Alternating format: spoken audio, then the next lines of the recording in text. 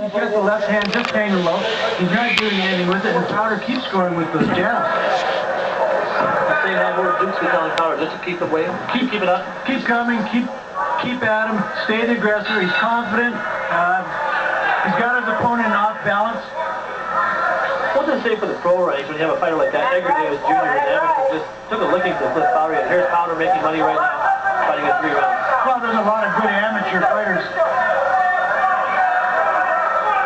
If Edgar Davis Jr. was offered turn pro, do you think it would be a wide decision in turn pro right now, Mike? No, I don't think it would. He's got a chance of forming a good amateur career, and coming off something like that, when you can make some money. These guys are probably fighting for $500 tonight, and that's not a way to make a buck. Powder full times of labor and everything. He seems to be tiring out right now. Oh, I guess the Powder's strong. He's still scoring with that jab.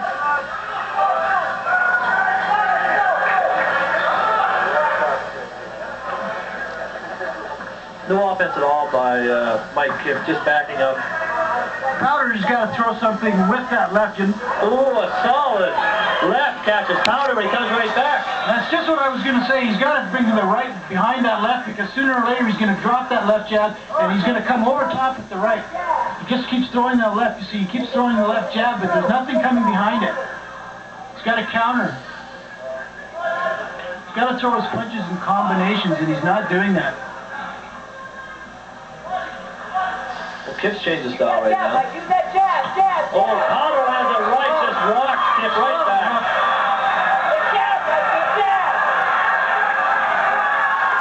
And right now the crowd's going for Cliff Powder. He has Kiff set up right now. Kiff's holding on. That looping right just caught Kiff right square. Missed it with the wild right, and he just set him up with a good hook.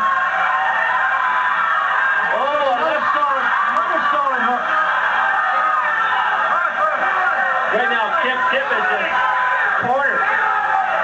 Peacemaker's legs are rubbery. He's holding on. But Barney O'Connor just letting him fight. No, I think he's going to move in to stop this pretty soon, because really, Peacemaker is defensive. Most of those shots are landing on the arms and the shoulders. But nothing's landing on the head, Mike. I think he said it's just landing on the shoulders and arms and gloves. But Peacemaker's not able to defend himself. You can see he's just crouching on the ropes. He's not throwing anything back. Well, that right shot stops the fight. Well, that's it. You see Peacemaker shaking his hands. He wants no more.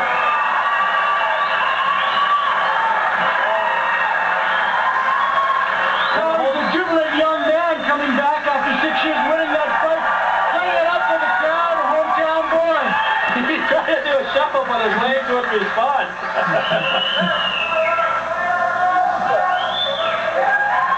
Well, our first bout, that was Cliff the Gun Powder, the hometown favorite. It's been a long 16 years to come back home, and he's triumphant against Mike Kiff Peacemaker. Well, that's a good way to start your comeback, too, in front of the hometown. Get your confidence going. He was clearly the aggressor throughout the fight, and was a better fighter. There's no question about it. Peacemaker tired. He really didn't throw very much, and we saw Powder get stronger as the fight go on.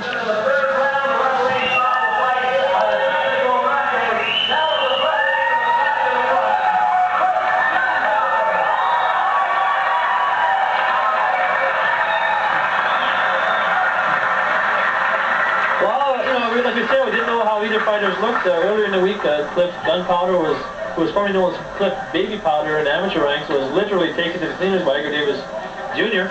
And Mike, the Peacemaker Kiff, he hasn't fought for 6 months. He's only had 2 pro fights and not much of an amateur record. Like you said, Mike, we didn't know what to expect, but Powder did put on a good show.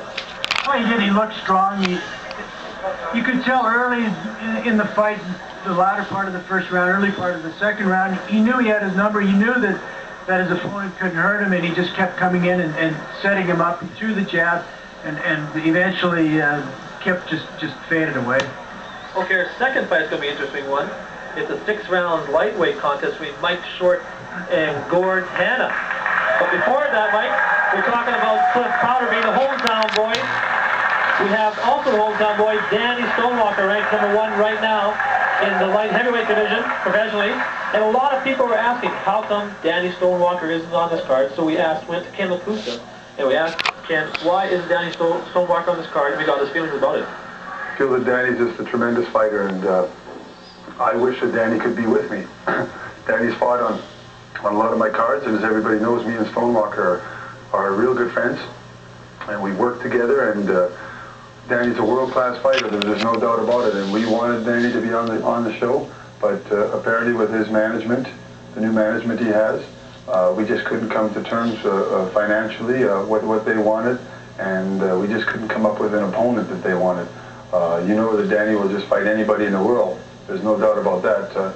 But the thing is, he likes to get paid for it, and I don't blame him one little bit. And in this first show, maybe in the second show, we'll be able to come back and have Stonewalker on the show with us. But this first one, we just can't put it together financially with what Danny wants. Danny makes good money. He's a world-class fighter, and I don't think it'd be fair to bring him to his hometown and not pay him accordingly.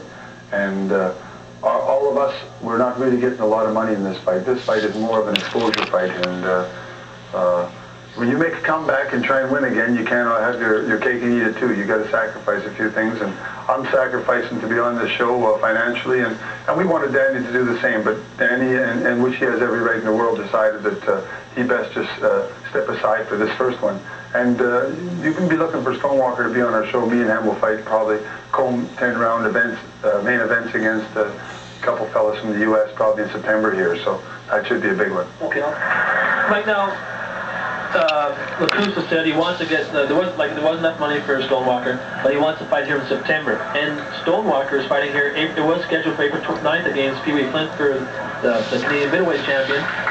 Do you think Fort McMurray test tonight to support two cards within a month, and also do you think this support a card with both Lakusta and Stonewalker? Because both guys are going to want big money. I don't think so. We're looking at two main event fighters there for a venue of this size, and what can they put in here? 1,600 maximum. That's not really generating a whole lot of money. You don't have any TSN. There's no TV rights, and you got both fighters who want $5,000 or $10,000. The crowd's just not going to pay for that. Okay, right now we have Mike Short. He's in the red corner. He has a record of 5-3 with 1 KO. He trains out at Edmonton Panther Karate Boxing Studio and is managed by Joey Edwards as a 6th-round lightweight. And Mike weighed in today at 139. He fought Hannah 2 years ago, winning on a split decision. He's an amateur record of 55-14. He's a former Canadian flyweight champ at 1985, and also the Pacific Northwest champion, Inland Empire champion in 1985.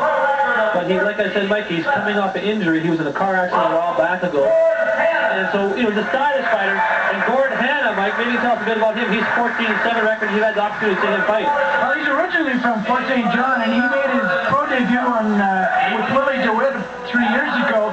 And there is nothing fancy at all about Gordon Hanna. He comes out at the bell. He comes out winging. He's got a good right hand. If he catches you, you're in trouble. But as the fight wears on, you can watch for his opponent to take over. Hanna's got to win early. Well, Hanna has a record of 14-7, so he's fought, a lot more fights than Mike Short. And Hanna, his attitude